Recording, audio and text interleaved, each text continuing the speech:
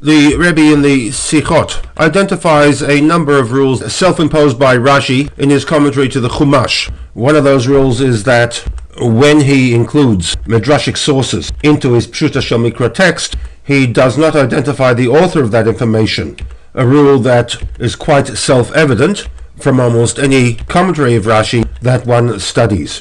There is one caveat, and that is when he does mention the author of the midrashic statement, one needs to search for the reason for that inclusion, and in most cases that inclusion derives from the need to address a specific difficulty if one is to interpret the text from that midrashic source. With respect to Yehuda's demand that Tamar should be executed by fire, and for which we had suggested that harlotry in of itself, as much as it might be undesirable, it is not an act that attracts the death penalty. And in response to this difficulty, Rashi suggests that Pito shel Shem haita shehu kohen. Shem was a kohen according to Rashi. Tamar, as a descendant from Shem, was a bat kohen. Through her act of harlotry, brought the priesthood into disrepute, and lefichach, for this reason, danuha basreifa.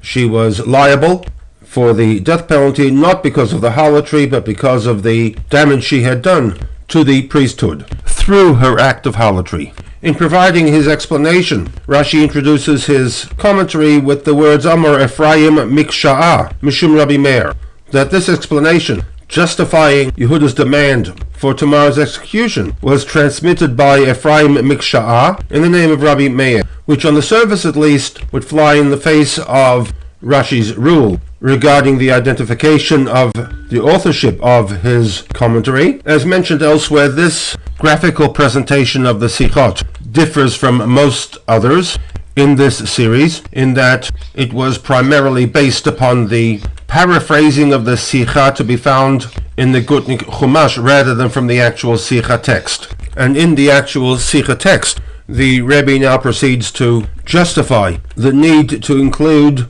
Ephraim Miksha'a as the author into what otherwise is a Pshuta Shel Mikra commentary. And with this I will bring to a conclusion part 2 of my visual presentation of the Sikha to Parshat Vayeshev.